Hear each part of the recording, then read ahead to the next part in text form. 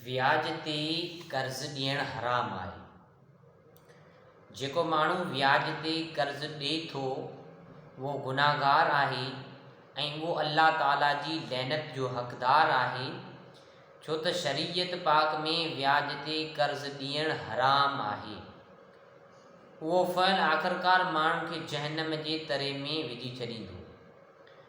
हज़रत जाबिर रज़ी अल्लाह तआला अन्हु खां रवायत आहे त रसूलुल्लाह सल्लल्लाहु अलैहि वसल्लम व्याज खाईंदड़ ते ऐं उन जे खाराईंदड़ ते ऐं उन जे लिखण वारे ते ऐं उन जे शाहिदनि ते लैनत फरमाई ऐं फरमायाऊं त उहे सभु गुनाह में बराबरि आहिनि, यानी बराबरि जा शरीक आहिनि।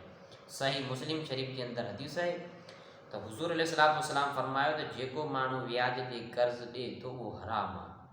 त असां मुस्लमाननि खे खपे व्याज खां बचूं ऐं व्याज जे कर्ज़ खां बचूं।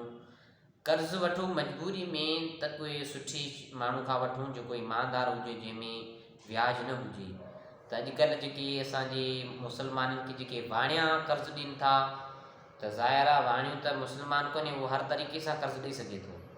त असां मुस्लमाननि खे खपे त इन्हनि शयुनि खां बचूं, व्याज ते कर्ज़ न वठूं न ॾियूं, इहो हराम अमल आहे। अल्लाह पाक खां दुआ आहे असां मुस्लमाननि खे व्याज ते कर्ज़ ॾियण खां बचाए।